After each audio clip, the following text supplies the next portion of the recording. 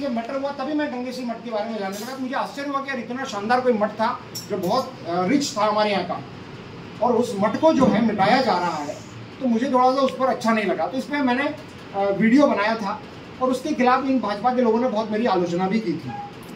और निरंजन जी को मैं थोड़ा सा निरंजन जी का क्या इतिहास है, उन्होंने क्या समाज के लिए क्या नहीं किया, मुझे उससे मतलब नहीं है।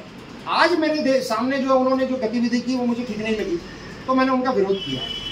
भाषा मेरी कड़वी जरूर है, लेकिन अपशब्दों वाली भाषा मेरी कभी नहीं रही। तो ये जो मेरे ऊपर आरोप लगा रहे हैं कि मैं गलत भाषा का उपयोग कर रहा हूँ, मैं गलत भाषा नहीं, कड़वी भाषा का प्रयोग जरूर कर रहा हूँ। अब मैं चोर को चोर कह देता हूँ, मेरी एक थोड़ी सी कमी है ना। तो ये बात है। दूसरा जो विषय है मेरे परिवार को लेकर, मेरी पत्नी के साथ में जो अभद्रता होती है वहाँ पर, इनको रात के 11-12 बजे तक जो है सिवनी उनी, मतलब आप सोचो रेहटी के पास हम लोग, रेहटी और नरसुल्लागंज के बीच में पकड़ा है, और वहाँ से इनको सिवनी तरफ से उधर से घुमा के लाए। ये लोग इधर से घुमा के क्यों लाए भाई, मेरे सामने क्यों नहीं लेके गए, ये भी सोचने की बात है। मेरी बच्ची छोटी सी, इसको डरा रहे रास्ते में, इसको चमका रहे हैं, पत्नी के साथ बहस कर रहे हैं, उनको डरा रहे हैं, चमका रहे हैं, अपशब्दों का प्रयोग कर रहे हैं। ये पुलिस वालों ने किया। और इनके साथ में कोई महिला कांस्टेबल भी नहीं थी, वो इन्होंने बताया, कोई महिला पुलिसकर्मी भी नहीं था। और इसके बाद थाने में इनके साथ में दुर्व्यवहार किया जाता है। थाने में इनको अनिल गुर्जर जो है वो थप्पड़ मारने तक का कहते हैं। तो ये जो चीजें हैं भाई, आज मेरे घर की लक्ष्मी है, मेरे घर का सम्मान है, मेरे परिवार का सम्मान है। और मेरा भाई वहां पर था, उसका जिसका कोई लेना देना ही नहीं, उसको भी बहुत बुरी तरह से मारा, उसका कान सूजा हुआ है, उसको लगता है एडमिट करना पड़ेगा। ये स्थिति है। तो ये जो हुआ है ये एक्सेप्ट करने लायक नहीं है, और इस बात को लेकर मैं सहन नहीं कर पाऊंगा। मैं तो बिल्कुल, मैं इसमें बिल्कुल भी बर्दाश्त नहीं कर पाऊंगा, चाहे मुझे इसके लिए कोई भी कुर्बानी देनी पड़े। मेरे परिवार के साथ, मेरे घर की लक्ष्मी के साथ में इन्होंने दुर्व्यवहार किया है। ये किसी की बहन है, ये किसी की बेटी है, किसी परिवार की बहू है, इस हरदा जिले की बहू है। आज पूरा दिल्ली छोड़कर अपने मध्य प्रदेश में आकर बसी हैं, और इनको हम एक सम्मान ना दे सकें, तो इसमें अच्छी बात नहीं है। तो मैं आपको साफ तौर पे कह दूं कि यदि पुलिस कप्तान साहब FIR दर्ज नहीं करते हैं, अनिल गुर्जर और वहां पर जो पुलिस वाले थे, इनको तो नाम भी नहीं पता है कि कौन कौन थे, रिपु दमन थे SI, और एक जितेंद्र वैष्णव थे, मोटे मोटे से पुलिस वाले, वो थे। उन तीनों ने इनके साथ दुर्व्यवहार किया और मेरे भाई के साथ भी मारपीट की। यदि इन तीनों के ऊपर FIR दर्ज करके इनको सस्पेंड नहीं किया जाता है, महिलाओं के साथ अभद्रता की FIR पुलिस विभाग को दर्ज करना पड़ेगा। हम इनको 7 डेज का टाइम देते हैं, 7 दिन का।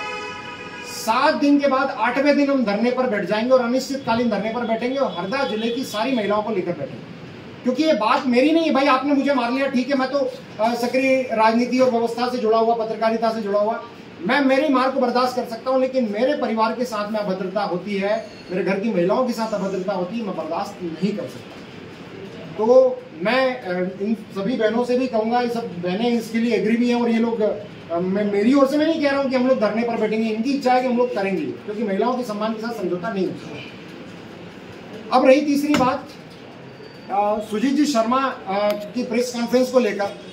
तो सुजीत जी शर्मा ने मेरे ऊपर कुछ कि मेरे ऊपर आरोप लगाया कि आनंद जाट को मठ के बाबा ने 50 एकड़ जमीन आवंटन का कुछ प्रलोभन दे दिया।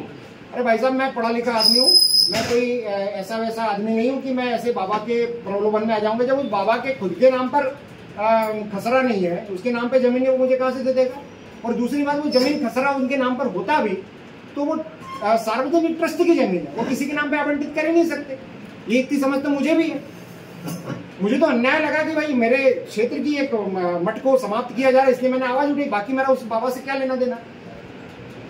ठीक है, तो सुजीत जी शर्मा का जो ये आरोप है, ये बिल्कुल बकवास आरोप है ना। दूसरी बात ये है कि सुजीत जी शर्मा ने मेरे परिवार पर कहा कि ये जो है लोगों की संवेदनाएं लेने के लिए इस तरह से प्रेस कॉन्फ्रेंस में रो रहे हैं और इस तरह का कृत्य कर रहे हैं। भाई साहब, रिकॉर्डिंग वायरल हुई है, रिकॉर्डिंग सबके पास है, इसको आप जुटला नहीं सकते।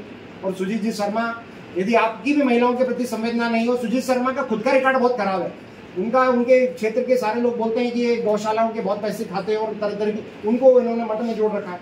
मैंने SP साहब से और कलेक्टर साहब से कहा भी था कि मठ में यदि ये लोग कोई समिति बनाते, मुझे क्या दिक्कत। वैसे वो मठ गोस्वामी समाज का है, गोस्वामी लोग ही उसमें जुड़े तो ज्यादा अच्छी बात है। और यदि आप गोस्वामी समाज के लोग ना भी जोड़े तो उसको पदेन सदस्य कर देना चाहिए। पदेन सदस्य मतलब जैसे सांसद महोदय उसके अध्यक्ष बन जाए, विधायक उसके उपाध्यक्ष बन जाए, कलेक्टर साहब उसके सचिव बन जाए, तो इससे अच्छी क्या बात हो सकती है। तो बोले तो यहाँ बात तो सही है, ऐसा होना ही चाहिए। फिर मैंने कहा फिर ये संघ वालों को क्यों इसमें इन्होंने जोड़ रखा है। और संघ बहुत अच्छी संस्था है, ऐसा नहीं कि संघ कोई बुरी संस्था है, लेकिन संघ में भी गलत लोग बैठे हुए, और ये हमारे हरदा में तो बहुत ही गलत लोग बैठे हुए, ये हमें दिख रहा है। ठीक है, और ये तीसरा हमारा मैटर हुआ। तो सुजीत जी शर्मा से मैं कहूंगा कि आप सार्वजनिक डिबेट करिए।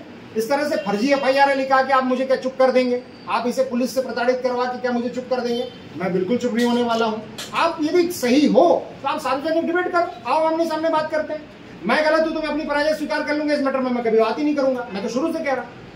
आप यदि गलत हो तो फिर आप गलत हो, जब तो आप ऐसी हरकतें कर रहे हो कि भाई ये गलत, ये हमारे गलत को उजागर कर रहा है इस व्यक्ति, इस तरह को इसको पुलिस से मारपीट कर इसको शांत कर दिया जाए, ये तरीका नहीं होता है। यहाँ पर ये गलत स्वयं को सिद्ध कर रहे हैं। और चौथा विषय है, मेरे ऊपर श्री कमल जी पटेल ने फेसबुक पोस्ट डाली है।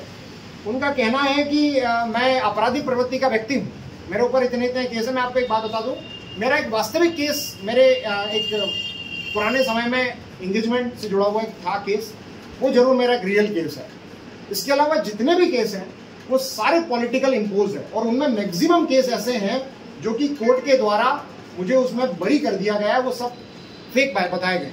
और FIR जो कायम हुई है, इन FIR में बहुत सारी FIR वो हैं जिनके ऊपर पुलिस ने अपने चालान ही पेश नहीं करे, 2-2 साल हो गए। भाई आप यदि सही हो तो चालान पेश क्यों नहीं कर रहे हो?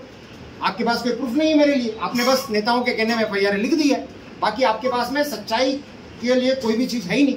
जब आप चालान पेश नहीं कर रहे हो, आप क्यों मेरा रिकॉर्ड खराब कर रहे हो? ताकि कोई घटना हो, जिला बदर कर दें, घटना हो तो FIR जमानत कराने में दिक्कतें आए, इसके अलावा और कुछ नहीं कर रहे। तो ये सच्चाई। और कमल जी पटेल के खुद के ऊपर बहुत सारी FIR है। हाँ, कमल जी पटेल मुझे बोल रहे हैं कि मेरे ऊपर 14 FIR है, ये सुदीप पटेल के ऊपर 16 FIR है। इनके ऊपर तो 302 भी लिखी है, 307 भी लिखी है। कमल जी पटेल के ऊपर 302, 307 लिखी है।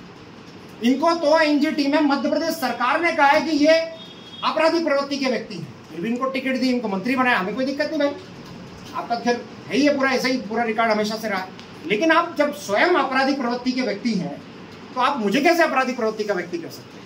पहले अपने गिरबान में तो झांक लेना चाहिए, पहले अपना घर सुधारो भाई, उसके बाद में दूसरों पे आरोप करो तो ज्यादा सही है।